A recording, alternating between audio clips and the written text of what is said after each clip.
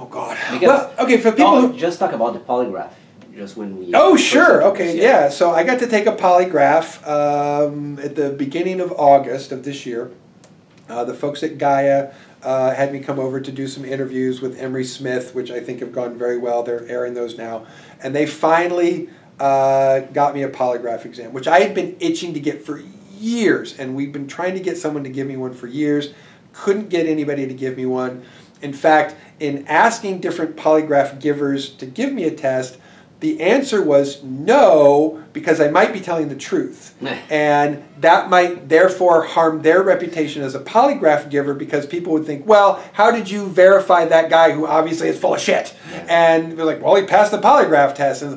But people don't want to hear that, are simply going to tell the test taker, well, you gave a crappy test and it's your fault, instead of, oh, well, that guy must be telling the truth then. So most people just would say no. So the folks at Gaia found someone who was willing to do polygraph exam, a gentleman and his son.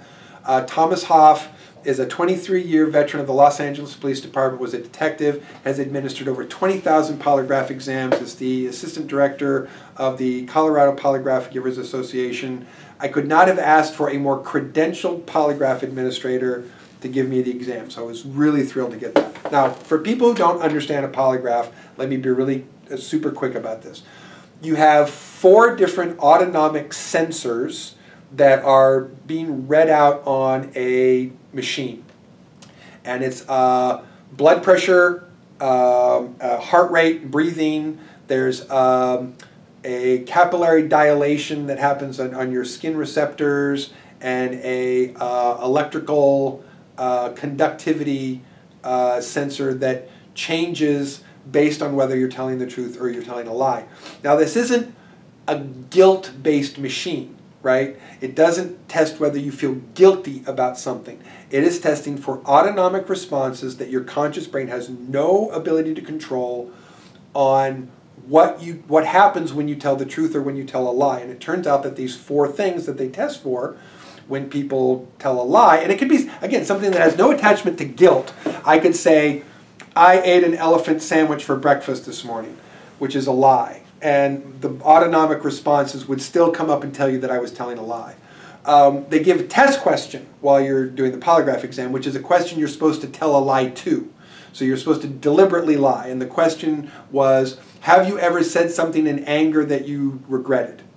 Well, everyone has, right? So you're supposed to say no to that question when they ask you that question. So it's a deliberate lie to a question that they know that you is telling a falsehood to, so that they can watch the little meters go up and down on your responses, and they can look at a baseline for what your system does when you tell something that's not true, versus the baseline of the questions that they know are true, that when you say that this is true. And then they're comparing the questions that they're asking you that are specific to the thing that they want to know is true or not, and whether that is matching up your response that you give when you tell a lie, or that matches up your response when you tell the truth. And so they're looking at those 2 different baselines, and then looking at how you answer, what happens when you answer every other question, and how that looks toward the baselines. Now, in and of itself, that's a very good test.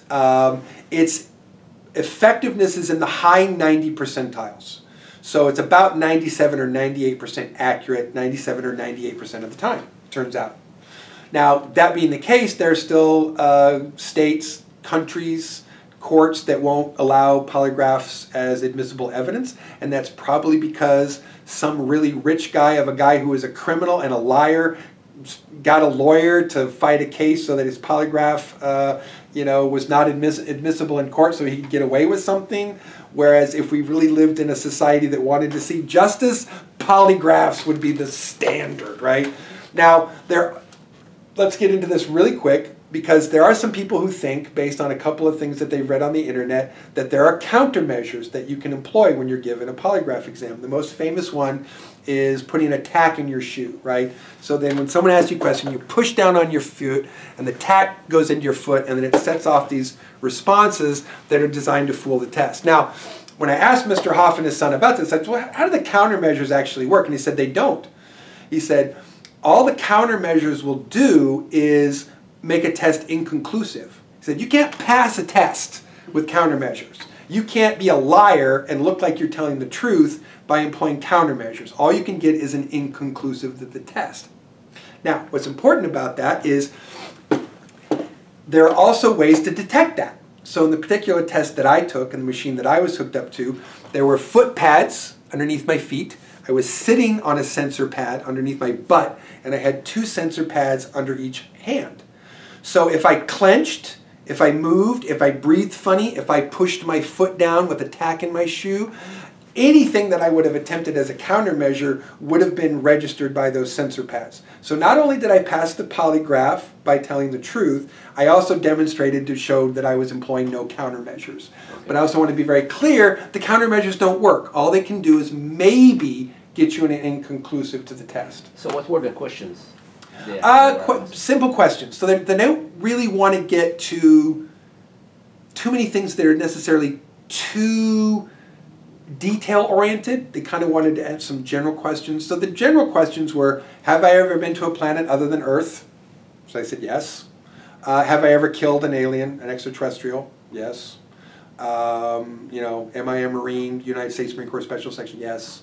So I mean, there were simple questions based on the simple sort of up or down of things that I have claimed that I have done. And passed with flying colors. So, you know, and again, demonstrating that I was not attempting to employ a countermeasure, being administered a test by someone who has administered over 20,000 tests, who is also a Marine. So, you know, if another Marine thought that I was a bullshitter, I don't think I would have lasted very long in that test. Let me just put it that way.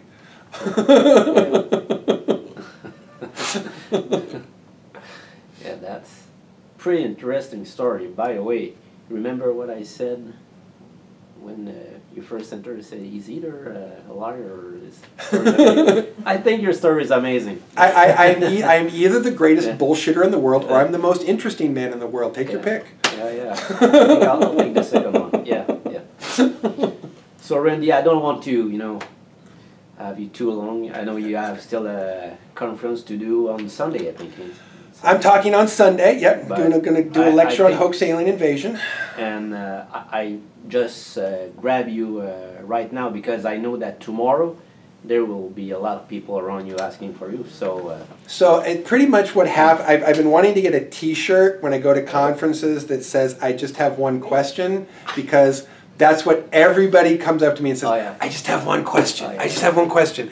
And so, I love it. I love talking to people. I love answering questions. I feel that anything that I can do to engage with people one-on-one as a human being is just a positive thing for the work that I'm trying to accomplish.